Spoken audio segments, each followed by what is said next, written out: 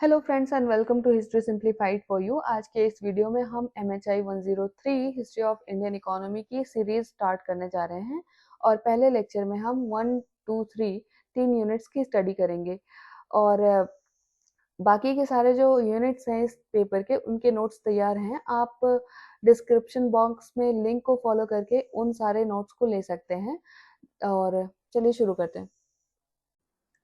चलिए, पहला यूनिट है इकोनॉमिक हिस्टोरियोग्राफी ऑफ अर्ली। तो यहाँ पे हम बात करेंगे कि भारत की इकोनॉमिक हिस्ट्री को कैसे स्टडी किया गया है और हिस्टोरियंस की अप्रोच कैसे बदली है over time. Okay, last 40 years में हिस्टोरियंस ने अर्ली इंडियन इकोनॉमी पे काफ़ी रिसर्च की है। पहले हिस्ट्री में किंग्स, वार्स और डायनेस्टीज तक लिमिटेड रहती थी, लेकिन अब फोकस बदल गया है।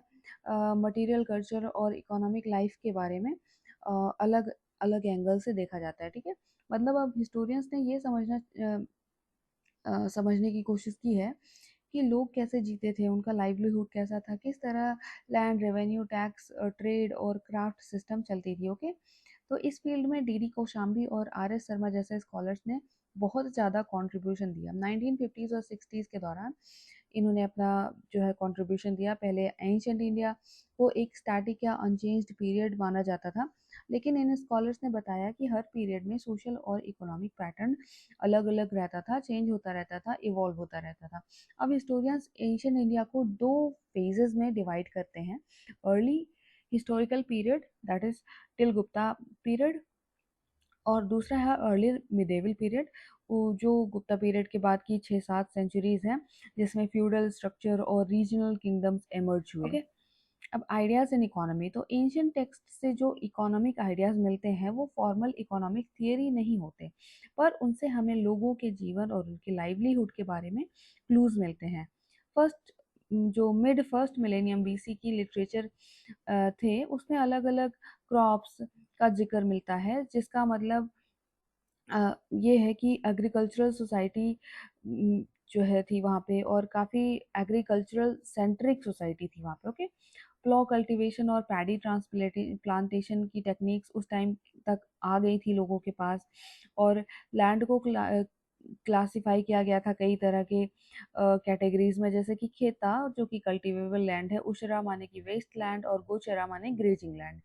कैटल का रोल भी बहुत इंपॉर्टेंट था। सुल्तानी पता जैसे एक टेक्स्ट में कैटल का रोल बताया गया है एज अनादा, वनादा, सुखादा, और अम, इसका साइमल्टेनियस मीनिंग होगा food giver, beauty giver and source of happiness. ठीक है, अर्थशास्त्र ने रूरल सेटलमेंट्स और एग्रीकल्चर को स्टेट रेवेन्यू के बेस के रूप में दर्शाया है। किंग को कंट्रोल रखना चाहिए इन सब चीज़ों पे, ऐसा बोला दिखाया उसमें। और जो ये किंग का कंट्रोल होता था वो नॉन एग्रीकल्चरल सेक्टर्स पर भी था, जैसे कि माइनिंग, मेटलर्जी और ट्रेड। ठीक है, मिलिंद पन्हो और मनुस्मृति जैसे टेक्स्ट लैंड ओनरशिप और अग्रेरियन एक्सपेंशन के स्टेजेस को रिफ्लेक्ट करते हैं। पोस्ट मॉडर्न पीरियड में इंस्क्रिप्शंस और कॉइन्स से हमें ट्रेड गिल्ड्स और मोनेटाइजेशन का प्रूफ मिलता है। आर्टिजन्स, मर्चेंट्स जैसे ऑक्यूपेशंस ग्रो कर रहे थे। और हर्षचरिता में लिखा हुआ है कि इकोनॉमिक प्रॉस्पेरिटी और फॉरेस्ट रिसोर्सेज के इम्पोर्टेंस के बारे में, और विंध्या रीजन में कैसे जो है ये सभी लैंड कंट्रोल के डायनामिक्स एग्जिस्ट कर रहे थे, उसके बारे में हर्षचरिता में लिखा हुआ। अब प्री 1950s हिस्टोरिकल ट्रेंड्स के बारे में देखते हैं। तो 1950s के पहले economic history mainly literary sources पर बेस्ड थी। हिस्टोरियंस बस टेक्स्ट से फैक्ट निकालते थे, बट उनके पीछे से प्रोसेस ऑफ चेंज पे ध्यान नहीं देते थे कि किस तरह से चेंजेस आए होंगे उस समय की सोसाइटी में। ओके, UN घोषाल और AN बोस जैसे हिस्टोरियंस ने अग्रेरियन और रूरल इकोनॉमी पे लिखा, लेकिन उनके वर्क्स में एनालिटिकल फ्रेमवर्क मिसिंग था। 1950s के बाद DD कौशाम्बी और RS शर्मा ने अप्रोच बदला। उन्होंने इकोनॉमिक स्टेजेस, सोशल रिलेशंस और क्लास स्ट्रक्चर को एनालाइज करना स्टार्ट किया। अब फोकस किंग्स और वॉर्स से निकल के अर्बनाइजेशन, एग्रीकल्चर और कॉमन लोगों के रोल पर शिफ्ट हो गया। Okay, the new historiography 1960s और 17 के न्यू हिस्टोरियोग्राफी के एरा में टेक्नोलॉजी और इकोनॉमी के बदलाव पर ज़्यादा ध्यान दिया गया। अर्ली हिस्टोरिकल पीरियड में चेंज जो एक्सचेंज नेटवर्क था, सिटीज और कॉइन्स का यूज बढ़ गया था। उस इसका मतलब ये हुआ कि ट्रेड और मोनेटाइजेशन इंक्रीज हुआ था। अर्ली मिडिवल पीरियड को फ्यूडल फेज कहा गया। लॉन्ग डिस्टेंस ट्रेड डिक्लाइन हुआ, पर जो अर्बन लाइफ थी वो वीक हुई और इकोनॉमी फ्रैगमेंटेड हो गई। फ्यूडलिज्म का मतलब था लैंडलॉर्ड्स का राइज, पीजेंट्स का एक्सप्लॉयटेशन और एग्रेरियन कॉन्फ्लिक्ट। लेकिन सब हिस्टोरियंस से जो है इस बात से अग्री नहीं करते। कुछ कहते हैं कि रूरल इकोनॉमी एक्चुअली ग्रो कर रही थी while long distance trade was declining. ठीक है, अब न्यू पर्सपेक्टिव आते हैं जो रीजनल वेरिएशंस को एम्फेसाइज करते हैं। मतलब हर रीजन अपनी यूनिक स्पीड और पैटर्न में डेवलप हुआ। अब हिस्टोरियंस गैंजेटिक प्लेन्स के अलावा साउथ और वेस्ट इंडिया के भी स्टडी कर रहे हैं और वहाँ के इकोनॉमिक हिस्ट्री को अंडरस्टैंड करने की कोशिश कर रहे हैं। रिसेंट रिसर्च में नया डेटा काम आया, नए मेथड्स और पर्सपेक्टिव्स काम आए और स्टैटिस्टिकल टूल से स्टोन टूल्स का जो है जैसे कि पॉटरी और इंस्क्रिप्शंस का एनालिसिस होता है। पर इन सब पे कंक्लूसिव रिजल्ट देना मुश्किल है क्योंकि सोर्सेज बहुत एंशिएंट है, तो इनकी बहुत ही ज़्यादा कॉम्प्लिकेटेड साइंटिफिक स्टडी की जाती है। ओके, इसके अलावा आर्कियोलॉजी ने बहुत बड़ा रोल प्ले किया है। एक्सकवेशंस में ये शो हुआ है कि इकोनॉमिक ग्रोथ कैसे अनइवन थी। कुछ एरियाज जैसे कि हड़प्पा में डेवलपमेंट बहुत अच्छे से और बहुत अर्ली हो रहा था, जबकि सपोज नॉर्थ इंडिया में या फिर सेंट्रल इंडिया में उतना जल्दी नहीं हो रहा था। इसका मतलब इंडिया के अलग अलग रीजन्स अलग अलग स्टेजेस पे इवॉल्व हुए। एक जगह ट्रेड और मेटलर्जी बढ़ रही थी, पर दूसरी जगह अभी भी पैस्टोरल लाइफ की शुरुआत हो रही थी। नई रिसर्च डिक्लाइन थियरी को भी क्वेश्चन करती है। अर्ली मिडेवल को अब डिक्लाइन नहीं बल्कि अग्रेरियन एक्सपेंशन और लोकल स्टेट फॉर्मेशंस का पीरियड माना जाता है।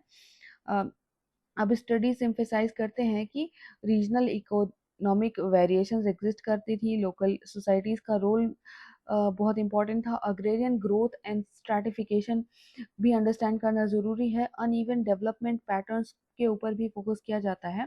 इकोनॉमिक हिस्ट्री अब आइसोलेटेड फील्ड नहीं बल्कि एक इंटीग्रेटेड नैरेटिव का पार्ट है जिसमें स्टेट फॉर्मेशन, कल्चरल और सोशल हायरार्की सब लिंक्ड है।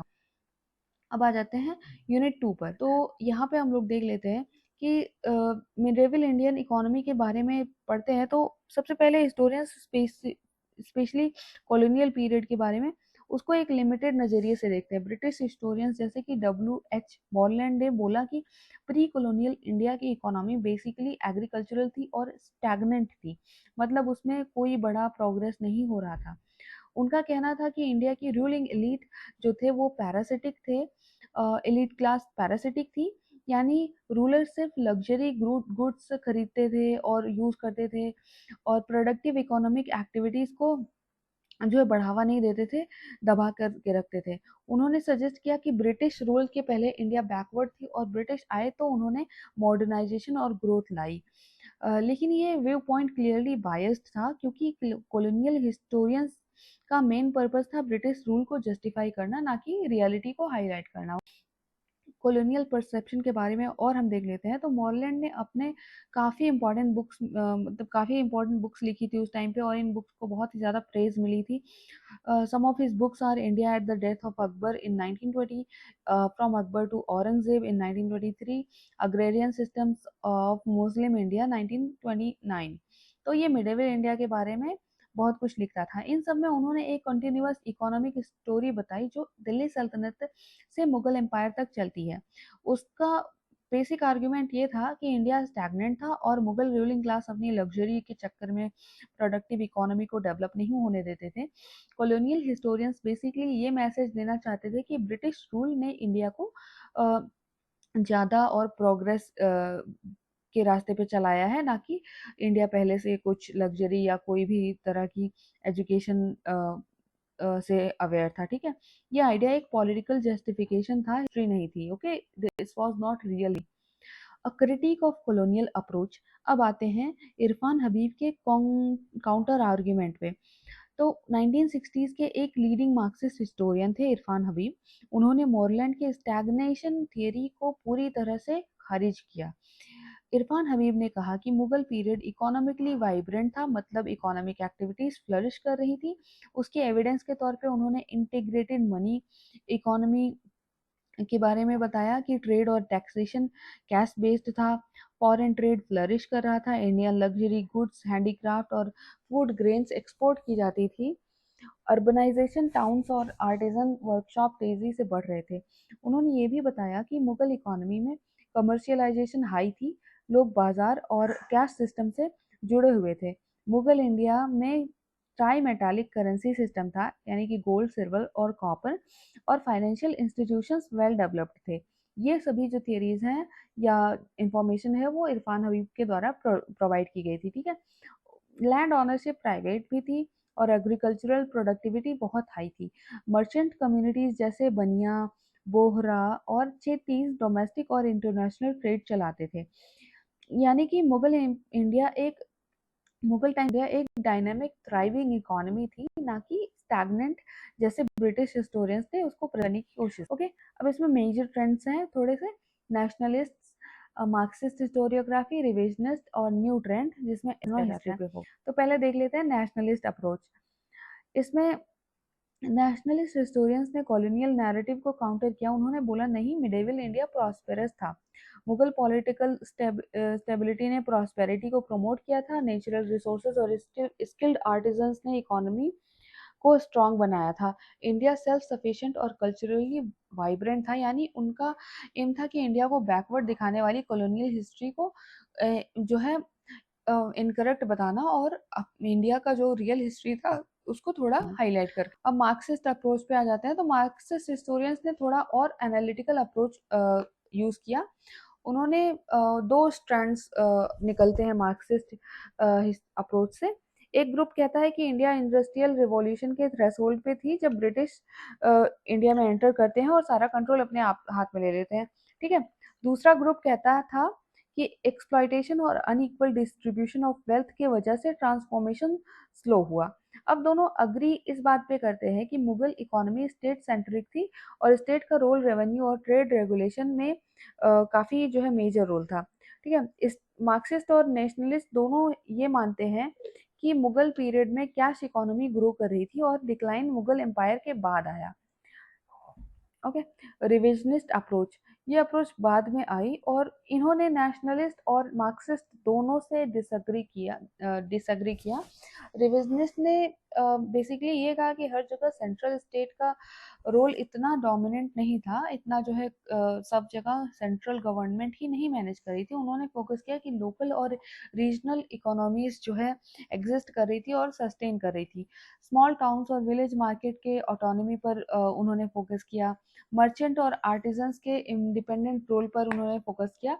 यानी इन्होंने स्टेट सेंट्रिक मॉडल को एक तरह से तोड़ करके ये बताया कि लोकल डायनेमिक्स जो थे वो इम्पॉर्टेंट थे और उन पर फोकस करना चाहिए। For example, small trading towns अपनी इकोनॉमी सस्टेन करते थे इवन विदाउट स्टेट हेल्प। तो जो रिविजनिस्ट अप्रोच है वो काफ़ी ज़्यादा ग्रास रूट लेवल पे क्या इकोनॉमिक सीन था उस पर फोकस करती है। I hope you. ठीक है। अब इसके बाद हम आ गए हैं इमर्जिंग ट्रेंड्स पे, जो कि आजकल नए नए ट्रेंड्स आ रहे हैं उस पे। तो सबसे पहले एथनो हिस्ट्री देखेंगे, फिर कम्युनिटी ओरिएंटेड स्टडीज देखेंगे।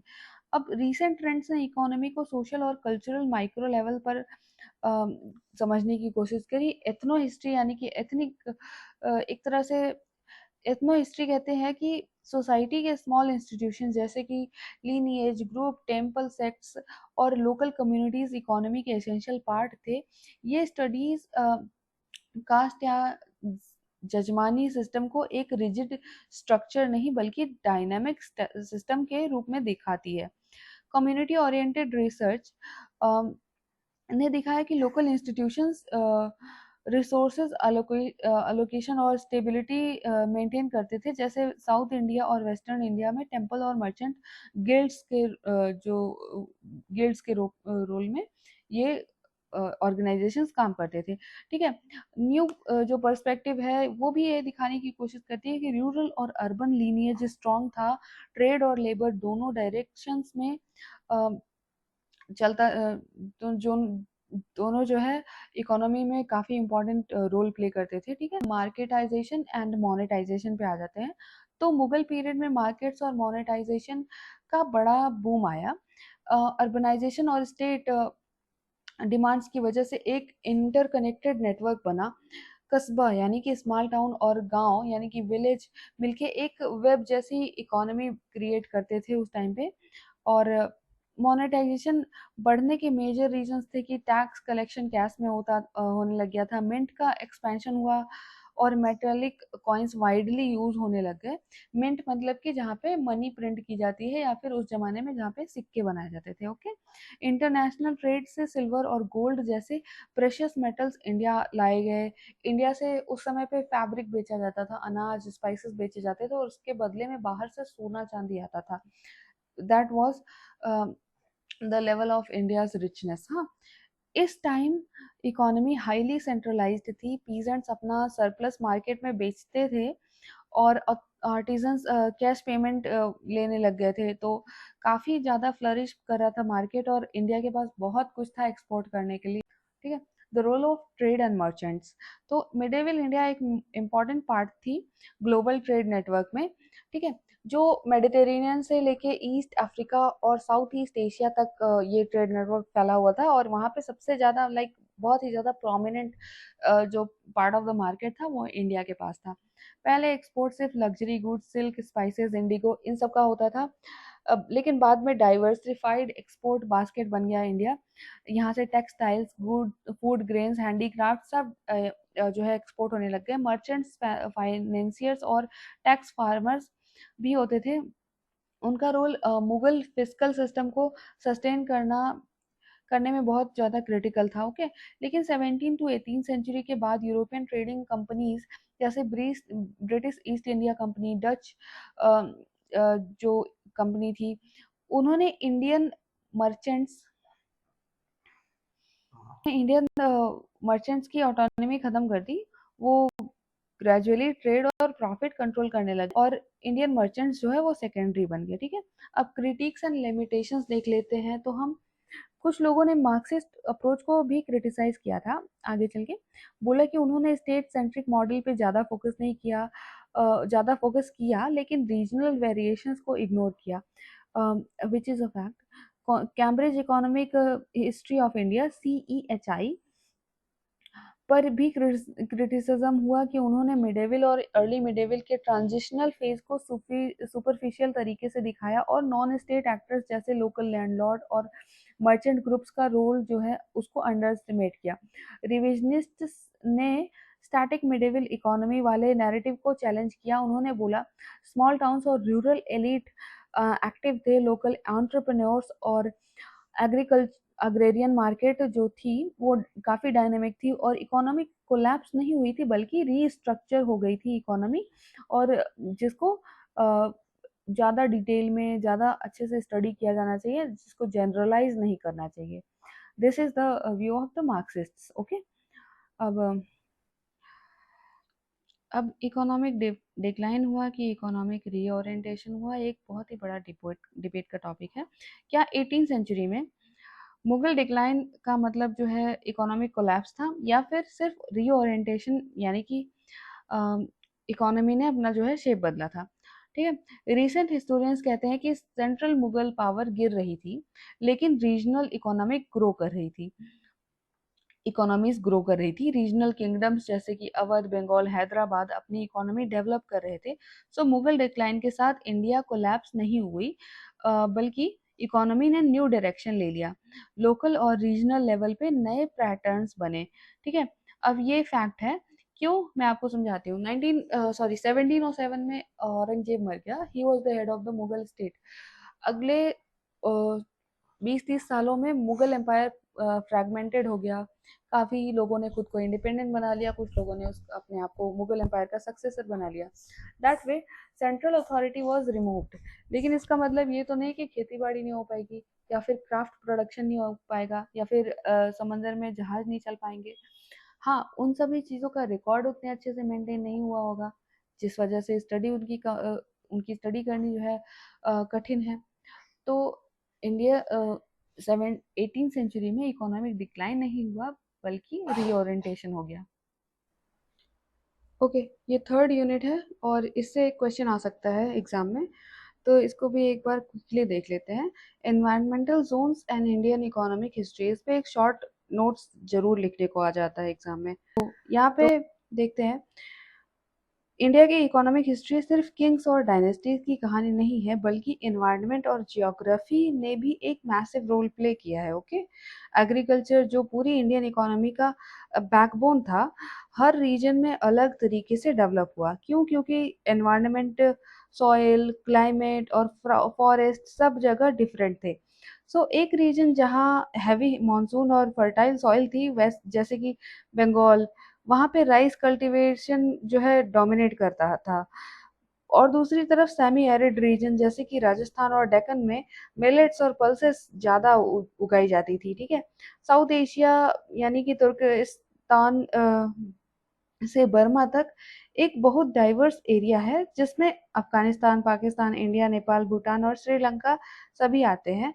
इस पूरे बेल्ट को क्लाइमेट मेनली इस पूरे बेल्ट का जो क्लाइमेट होता है मेनली मानसून से डिफाइंड होता है, और ये मानसून सिस्टम ही डिसाइड करता है कि किस रीजन का एग्रीकल्चरल पैटर्न कैसा होगा। यहाँ पे मैंने कुछ मैप्स लगा दिए हैं, इंडिया के क्लाइमेट जोन को देखते हैं यहाँ पे। तो माउंटेन रीजन में ज़्यादा लाइक ठंड रहती है, और किस तरह से सेमी एरिड क्लाइमेट है, कहीं पे एरिड है, ट्रॉपिकल वेट फॉरेस्ट है वेस्टर्न घाट्स में, फिर वेट एंड ड्राई एरिया है सेंट्रल और डेक्कन रीजन में। ठीक है, तो मैंने लगा दिया क्लाइमेटिक जोन्स के बारे में, यहाँ पे मॉनसून का मैप लगा दिया, एक बार इसको पॉज करके आप देख फिर monsoon season in south Asia. तो साउथ एशिया एक ट्रांजिशन जोन है, यहाँ पे वेस्ट में एरिड ड्राई रीजन जैसे कि ईरान और अफगानिस्तान है, और ईस्ट में ह्यूमिड रीजन जैसे कि बर्मा और बंगाल है। तो हर साल, बर्मा माने कि म्यांमार, ओके, तो हर साल मॉनसून वेस्ट से ईस्ट की तरफ मूव करता है, और ये ही मूवमेंट डिसाइड करता है कि हर साल की क्रॉप्स लाइक ज़्यादा यील्ड करेंगी कि नहीं। ओके, और मॉनसून के दो मेन फेजेस हैं, समर मॉनसून और विंटर मानसून। तो समर मानसून और विंटर मानसून के बारे में मैं क्विकली बता देती हूँ। ये साउथ वेस्ट मानसून होता है समर मानसून, और ये मई के एंड तक श्रीलंका, केरला और चिटागोंग तक पहुंच जाता है, और फिर धीरे धीरे नॉर्थ वेस्ट की तरफ बढ़ता है और जून तक पूरे साउथ एशिया में बारिश लाता है। यही मानसून इंडियन एग्रीकल्चर का लाइफ लाइन है। विंटर मानसून जो है वो नॉर्थ ईस्ट मानसून बोलते हैं। ये थोड़ा अनप्रेडिक्टेबल होता है, ज़्यादा बारिश नहीं करता, और कोस्टल रीजन आंध्र, उड़ीसा, बांग्लादेश में ही कभी कभी साइक्लोन इसकी वजह से आते हैं। ठीक है, अब इसका इम्पैक्ट क्या है जो वेस्टर्न मानसून है? तो इसका इम्पैक्ट है कि समर मानसून एग्रीकल्चर के लिए ब्लेसिंग है, पर विंटर मानसून कभी कभी डिजास्टर बन जाता है, और फार्मर्स के लिए मानसून टाइमिंग और इंटेंसिटी लिटरली डिसाइड करती है कि उनका साल कैसा जाएगा, फसल अच्छी रहेगी कि नहीं रहेगी। उसके बाद ये टॉपिक है सीजन एंड इकोनॉमी। तो ये जो क्लाइमेट या फिर इंडियन सब कॉन्टिनेंट के बारे में, वेदर क्लाइमेट के बारे में एक शॉर्ट नोट आता है, उसमें बहुत ही अच्छा रहेगा कि आप ये सारे फैक्ट्स ऐसे उठा करके लिख दो।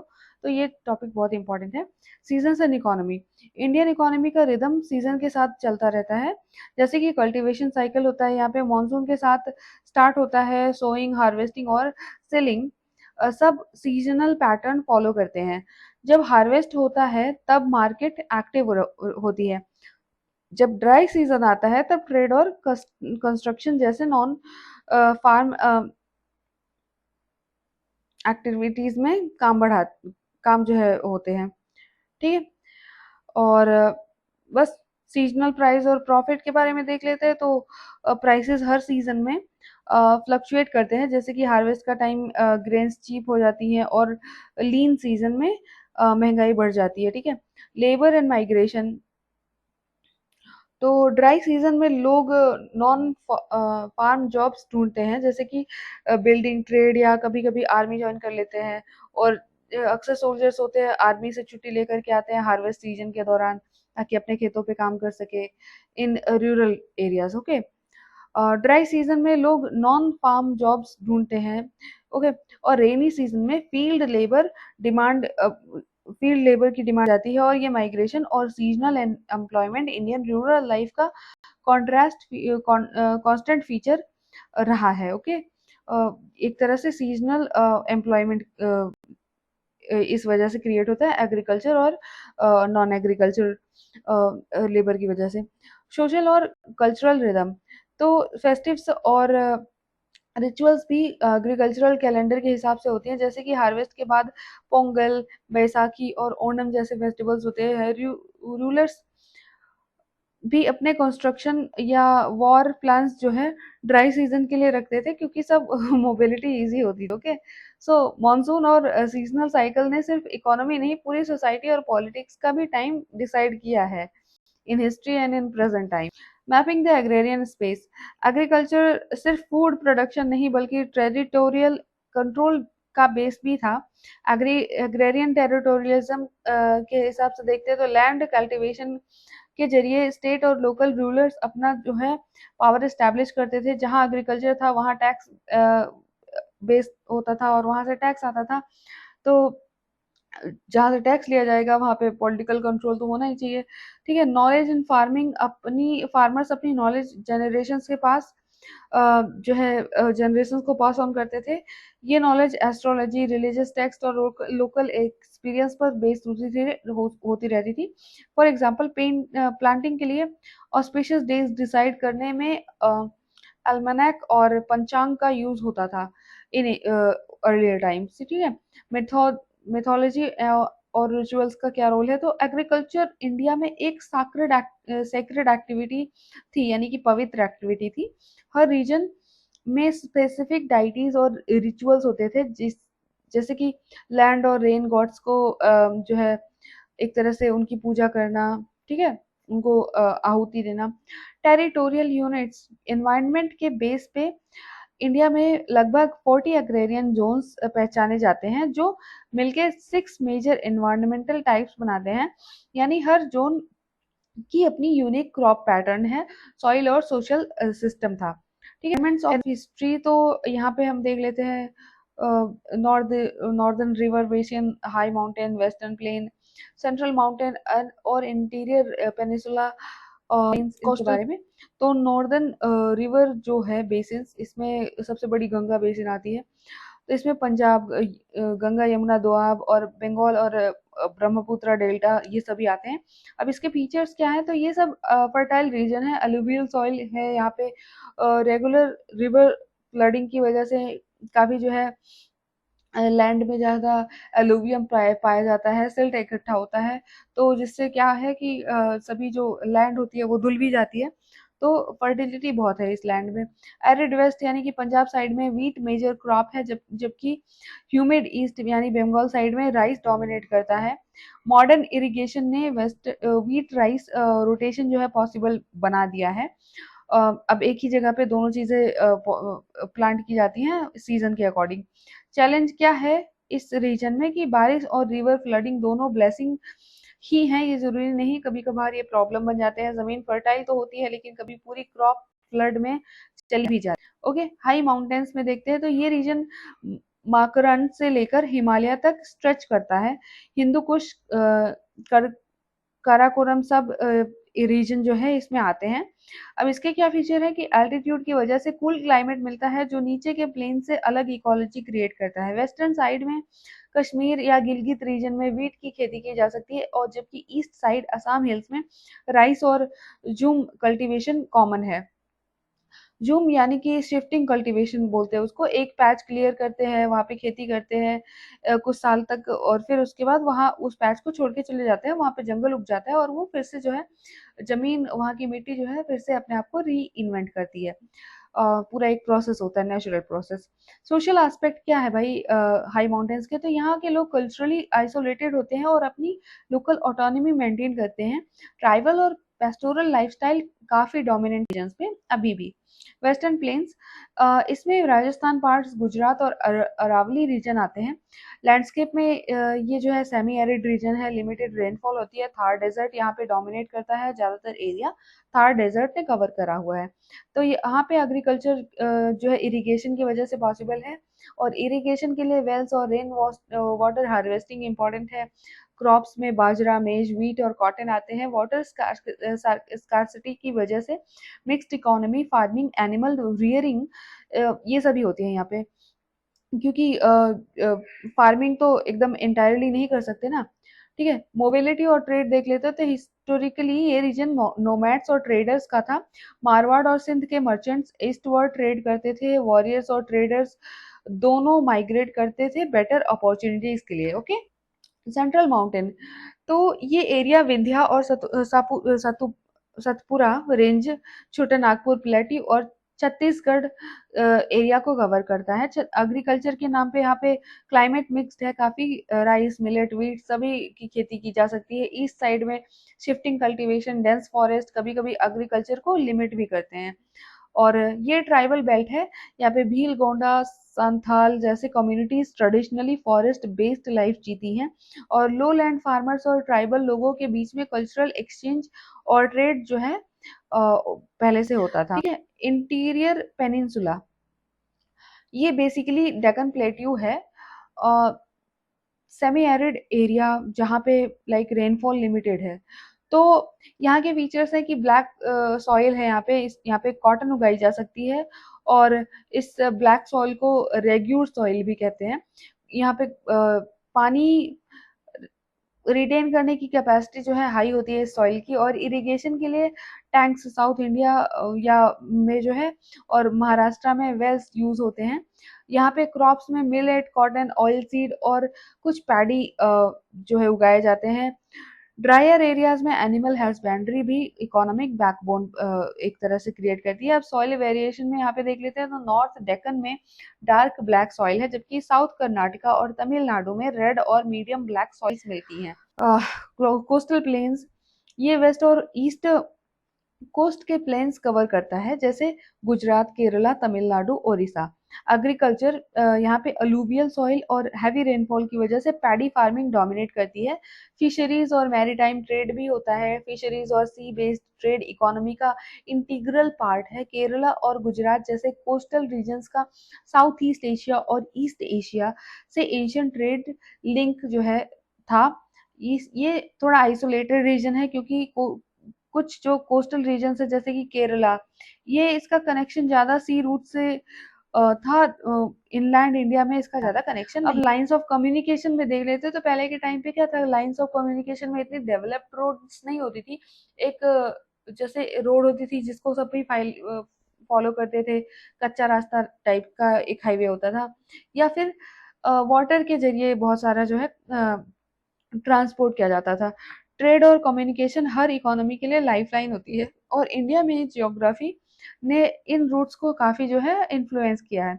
इनलैंड कॉरिडोर यानी कि देश के अंदर अंदर सेंट्रल एशिया से साउथ एशिया में कैसे ट्रेड होता था, तो काबुल से दिल्ली, दिल्ली से अजमेर।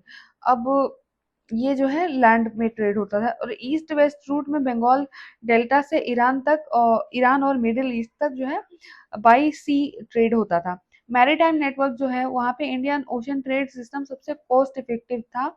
मॉनसून विंड्स के सीजनल पैटर्न का यूज करके इंडिया अरेबिक, अफ्रीकन और साउथ ईस्ट एशियन कंट्रीज से कनेक्ट कर पाता था। इंडो रोमन ट्रेड रूट भी इसी सिस्टम का पार्ट था। अब रिवर एज ट्रांसपोर्ट, तो गंगा और ब्रह्मपुत्र जैसी नदियां हिस्टोरिकली बल्क गुड्स ट्रांसपोर्ट करने के लिए यूज होती थी। बंगाल एक ट्रेडिंग हब था, और पेनिनसुला रिवर्स जैसे कि नर्मदा, कृष्णा रॉकी टेरेन की वजह से लेस नेविगेबल थे, यानी कि यहाँ पे इतना नेविगेट करना आसान नहीं था। पर महानदी एक मेजर नेविगेबल रिवर थी साउथ में। ठीक है, अब देख लेते हैं समरी। तो इंडिया की इकोनॉमी को समझने के लिए इन्वायरमेंट और मॉनसून को इग्नोर नहीं किया जा सकता है। ऑब्वियसली मॉनसून ने एग्रीकल्चरल रिदम, प्राइसेस और लेबर मूवमेंट को कंट्रोल किया, और हर रीजन का अपना इकोलॉजिकल और सोशल सेटअप था। 6 मेजर इन्वायरमेंट्स ने रीजनल एग्रीकल्चरल सिस्टम को शेप दिया। सीजनल साइकिल्स ने फेस्टिवल्स, कल्चरल लाइफ और पॉलिटिक्स तक को इन्फ्लुएंस किया। लैंड और सी कम्युनिकेशन लाइंस ने ट्रेड, माइग्रेशन और कल्चरल एक्सचेंज को लिंक किया, और ये सभी इंडियन इकोनॉमिक हिस्ट्री का रियल फाउंडेशन जो है एनवायरनमेंट से था, जिसने हर जमाने में लोगों का लाइफस्टाइल, फूड सिस्टम और इवन पावर स्ट्रक्चर दिखाया। सो आई होप कि यूनिट 1 2 3 अभी मैंने क्लियर कर दिया होगा इस वीडियो में। ठीक है, तो आगे आने वाले वीडियो से आप अच्छे से रिलेट कर पाओगे और उसको अंडरस्टैंड कर पाओगे। इवन फर्स्ट, सेकेंड और थर्ड यूनिट से भी आपके 2 क्वेश्चन तो पक्के आएंगे।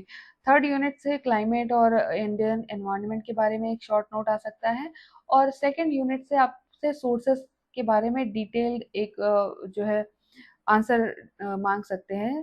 तो फर्स्ट और सेकेंड यूनिट से सोर्सेस और जो है हिस्टोरिकल डिबेट से रिलेटेड क्वेश्चन आ सकते हैं। तो ये जो वीडियो है बहुत ही इंपॉर्टेंट है और आपको बहुत हेल्प करेगा इन योर एग्जाम।